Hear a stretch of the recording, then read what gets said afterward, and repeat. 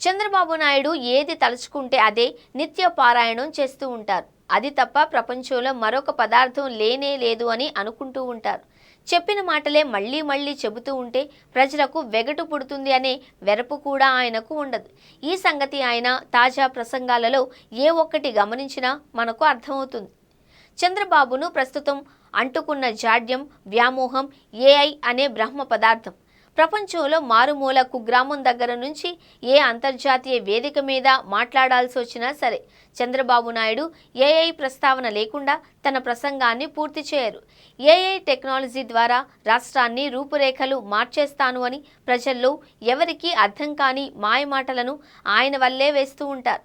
అయితే తాజాగా ఇన్ఫోసిస్ సహ వ్యవస్థాపకుడు నారాయణమూర్తి చేసిన వ్యాఖ్యలు చంద్రబాబు నాయుడు ఏఐ గురించి మాట్లాడే అతిశయమైన మాటలను ఎద్దేవా చేస్తున్నట్లుగా ఉంది.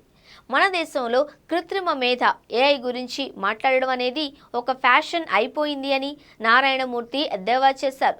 ప్రస్తుతం తాను చూస్తున్న కృత్రిమ మేధ సాంకేతికతలు చాలా వరకు పాత ప్రోగ్రాంలేనని ఆయన వ్యాఖ్యానించారు. కృత్రిమ మేధ సాంకేతికతను ఆదాయ వృద్ధికి ఎలా వినియోగించాలో ఆలోచించాలి అని ఆయన హితవు చెప్పారు. దాని అర్థం ఆ పదాల గారడీతో గప్పాలు కొట్టకుండా ప్రభుత్వాలు క్రియాశీలకంగా వ్యవహరించాలి అనేదే ఆయన సూచన. అయితే చంద్రబాబు నాయుడు చేస్తున్న కృత్రిమ మేధ సాంకేతికత పారాయణం పూర్తిగా ఆ ముసుగులో ఎలాంటి కొత్త కాంట్రాక్టులను, కొత్త దందాలను తన అనుకూల సంస్థలకు కేటాయించవచ్చు అనే దిశగానే నడుస్తోంది అనేది పలువురి అభిప్రాయం. ఏఐ సాంకేతికత లోతు, తీరుతెన్నుల గురించి స్పష్టత లేకుండానే రాష్ట్రంలో ప్రతి ఇంటికి ఒక ఏఐ టెక్నీషియన్ తయారు కావాలి అని చంద్రబాబు చెబుతూ ఉండే మాటలు ప్రాక్టికల్గా ఎంత మేరకు సాధ్యమవుతాయో సందేహమే. లేదా ఏఐ శిక్షణల పేరిట వందల వేల కోట్ల రూపాయలు తగలేసి ఇంటింటికి అది నేర్పేశామని ప్రకటించేసి చంద్రబాబు అక్కడితో చేతులు దులుపుకుంటారు అనే భయం కూడా పలువురిలో ఉంది.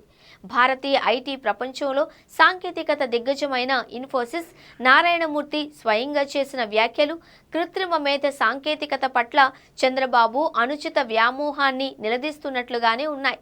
అయితే చంద్రబాబు హితవాక్యాలను చెవిని వేసుకోరు కనుక ఈ కృత్రిమ మేధ అనే మాయా ప్రస్థానం ఎంత దూరం సాగుతుందో వేచి చూడాలి. ఈ 5 ఏళ్లు మీ తొలి ప్రాధాన్యాలు ఏంటి అని అడిగితే ఐటీ టు ఏఐ అంటూ అభివర్ణించుకుంటూ పేద ప్రజల బాగోగులను మొక్కుబడిగా దానికి ముడిపెట్టి మాట్లాడే చంద్రబాబు వైఖరి ఇన్ఫోసిస్ మూర్తి మాటలతోనైనా మారుతుందేమో చూడాలి.